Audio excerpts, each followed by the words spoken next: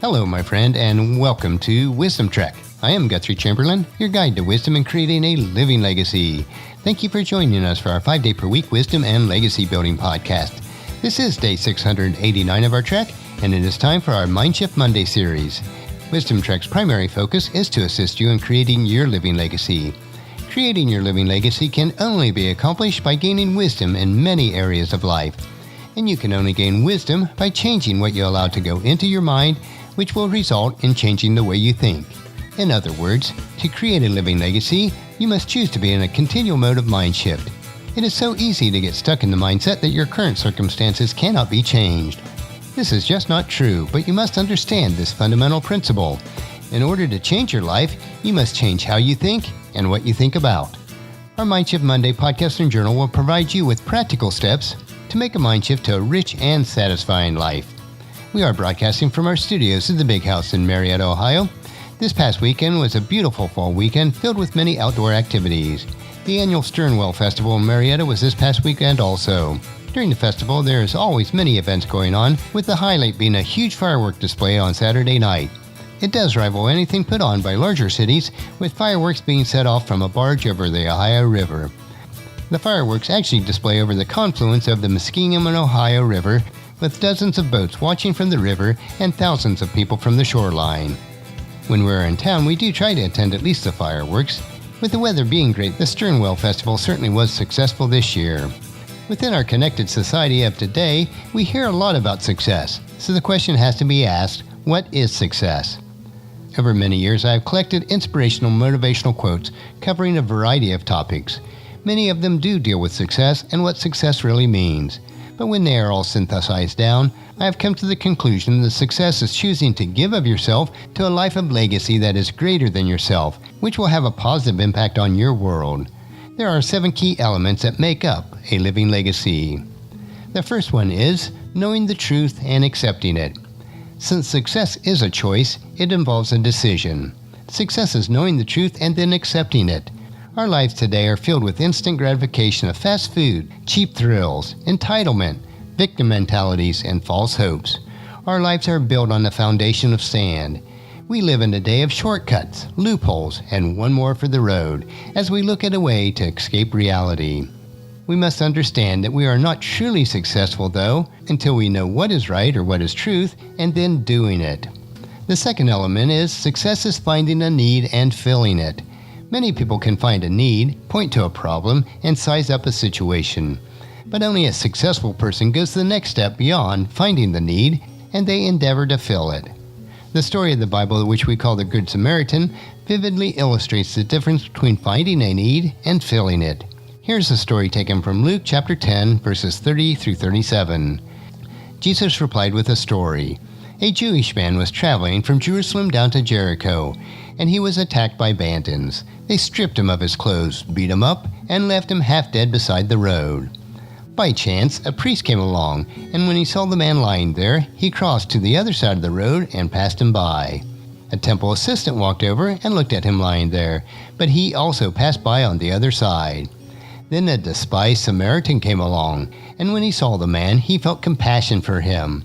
Going over to him, the Samaritan soothed his wounds with olive oil and wine and then bandaged them up. Then he put the man on his own donkey and took him to an inn, where he took care of him. The next day he handed the innkeeper 2 silver coins, telling him, "Take care of this man, and if the bill runs higher, I'll pay you the next time I'm here." Now which of these 3 would you say was the neighbor to the man who was attacked by bandits? Jesus asked. The man replied, "The one who showed mercy." Then Jesus said, "Yes, you are correct. Now go and do the same." Every time we do what is responsible and fill a need by helping someone else, we are actually also helping ourselves. As Zig Ziglar put it, you can get everything in life that you want if you help enough other people get what they want. The third element that we want to look at today is success is facing a challenge and meeting it. Once you're determined to take on the responsibilities of accepting the challenges that are required for success, be ready for the problems and issues to come rushing towards you. There'll be little problems that will irritate and nibble at you. There'll be big problems at times that seem to devour you. Ongoing nagging problems that seem to never end. Perplexing problems that leave you confused. Problems come in all sorts of shapes and sizes. They come at all times. They are really what makes up our trek of life. Like death, problems are not a respecter of person. It is not nearly as important where you are in life when the problems come as to where you are in life when the problems have been conquered. No problem will leave you the same person after it's gone. Problems are the great dividers between success and failures.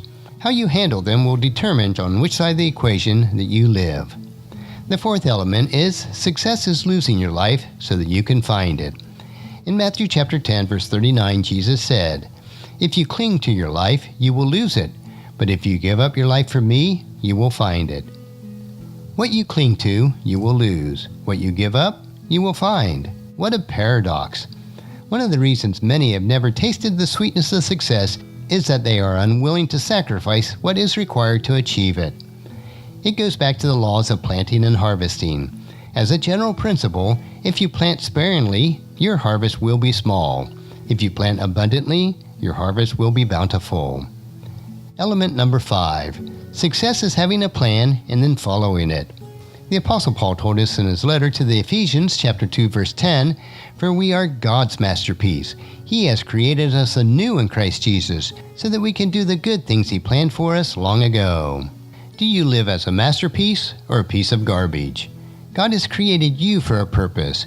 It may be easy to see why an individual is pursuing his or her goals for their life. The way a person undertakes his affairs for life is largely determined by the way a person sees their goals. We need to live up to our God-given potential, which includes being a masterpiece for Him through effective pursuit of goals. The sixth element of success is developing your talents and impacting others with your talents. It is very disappointing to see people with great abilities and talents sitting on the shelf of life.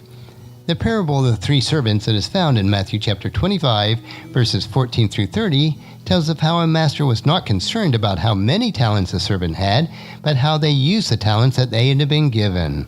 They were only responsible for what they did with their talents, and so it is with us. God is only concerned on how we use the talents that He gave us. It is impossible to lose when you share your talents impacting others. And the seventh and final element for success is knowing that you are secure for eternity. No matter how much success we have in our lives, unless our eternity is secure, then it is all for nothing. The only way that your life will impact eternity is through the positive impacts that you have on the lives of others for generations to come. It is then you will be successful, creating your living legacy each day. And with these thoughts in mind, let me challenge you to use your talents to your full potential by impacting the lives of others. It is not so important on how many talents that you have, but instead fully utilizing what you do have. Have a mind shift to multiply your God-given abilities through others. Next week, we will continue on our trek on Mindshift Monday. On tomorrow's trek, though, we will explore another wisdom quote. This 3-minute wisdom supplement will assist you on becoming healthy, wealthy, and wise each day. Thank you for joining me on this trek that we call life. Encourage your friends and family to join us and to come along with us tomorrow for another day of Wisdom Trek, creating a legacy. If you'd like to listen to any of the past daily treks or read the daily journal, they are available at wisdom-trek.com. You can also subscribe at iTunes or Google Play so that each day's trek will be downloaded to you automatically. And thank you so much for allowing me to be your guide, your mentor, but most importantly, I am your friend, as I serve you through the Wisdom Trek podcast and journal each day. And as we take this trek of life together, let us always live abundantly, love unconditionally, listen intentionally, learn continuously, lend to others generously, lead with integrity, and then leave a living legacy each day. I am Guthrie Chamberlain, reminding you to keep moving forward, enjoy your journey, and then create a great day every day.